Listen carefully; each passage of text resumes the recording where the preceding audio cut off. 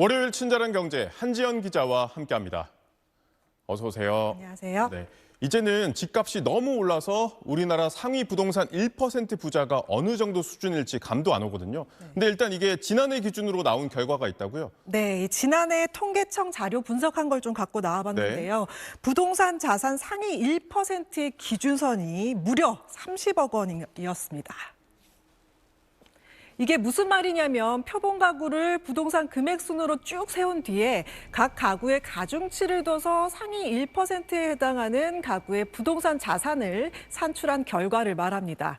즉 지난해 기준으로 상위 1% 부동산 부자가 되려면 최소 30억 원 이상의 부동산을 가지고 있어야 한다는 의미가 됩니다. 놀라운 건 이게 올해의 수치가 아니라는 거고요. 올해는 집값 이거보다 또 더 올랐잖아요. 오늘부터 이 토지거래 허가제가 재시행되긴 하지만 지난달 해제되고 나서 몇 억 더 뛰었고 지금 집값이 진정이 되지 않고 상승세가 여전합니다. 이제 와서 집 사려 하면 부자 되기 쉽지 않은 상황입니다. 과거랑 비교해서 얼마나 올랐나 보면요. 같은 방법으로 분석한 2019년 부동산 상위 1% 기준선은 24억 6천만 원이었습니다. 5년 만에 상위 1%라는 기준선이 5억 4천만 원이나 올라간 겁니다. 월급으로 모았으면 절대 못 모았을 돈이죠. 그럼 상위 5% 안에는 들어가기 쉬울까요? 그렇지도 않습니다. 상위 5% 기준선 또한 2019년 11억 2천만 원에서 2024년 14억 1천만 원으로 2억 9천만 원, 거의 3억 원 가까이 올랐습니다. 좀 더 내려놔 볼까요? 그래도 빠듯합니다. 상위 10% 역시 7억 5천만 원에서 9억 5천만 원으로 기준선이 2억 원이나 올랐습니다.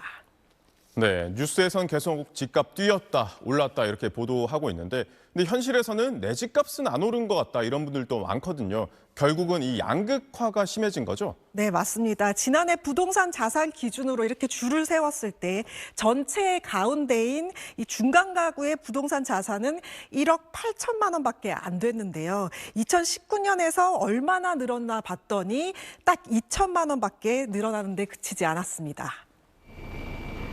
비율로 따지면 비슷한 거 아니냐 하실 수 있겠지만 계산해 보면요. 상위 1%는요. 24억 6천만 원에서 5억 4천만 원 올라서 30억 원이 됐고요. 중간 가구는 1억 6천만 원에서 2천만 원 올라서 1억 8천만 원이 됐는데요. 각각 21.9%, 12.5% 오른 겁니다. 비율로 봐도 차이가 많이 나죠. 언제 이렇게 양극화가 확 두드러진 거냐. 지금 방송 보시는 분들 모두가 아실 것 같은데요. 코로나 때죠. 2020년부터 2022년까지 정말 집값 무섭게 오른다 할 때 이때 급등기와 이후에 조정기를 거치면서 자산 양극화 현상이 더욱 심화됐습니다. 부동산 양극화 심화는 순자산 쏠림으로도 이어졌습니다. 순자산 상위 10%의 평균 순자산은 2019년 15억 3천만 원에서 지난해 20억 원으로 4억 7천만 원으로 늘었고요. 전체 순자산 중에서 이 상위 10% 가구의 점유율도 43.3%에서 44.4%로 늘었습니다. 같은 기간 순자산 상위 20% 또한 이 순자산이 6억 4천만 원에서 8억 4천만 원으로 늘었고 점유율도 18.2%에서 18.6%로 커졌습니다. 반면 이 순자산이 마이너스인 가구를 제외한 상위 30%에서 90% 가구의 순자산 점유율은 지난 2019년에서 지난해로 넘어오면서 대부분 감소했습니다. 네, 이번에는 부동산 양극화를 지역별로 한번 짚어볼까요?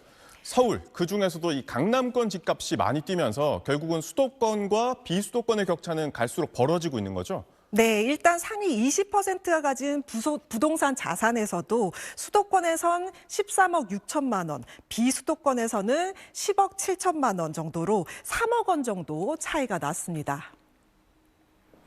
이게 각각 2019년에 비해 얼마씩 올랐는지 봐야겠죠. 이 수도권의 경우에는 2019년에 10억 5천만 원 정도 됐었던 게 3억 1천만 원 정도 증가했고요. 비수도권의 경우는 2억 900만 원 정도 증가했습니다. 수도권이 3억 원 뛸 때 이 비수도권은 2억 원 뛰는데 그쳤다는 의미죠. 이 조사가 지난해 3월 말 기준인 점을 고려하면 지난해 하반기에 서울 강남권 부동산 상승세가 더해져서 격차 격차는 더 커졌을 가능성이 있습니다.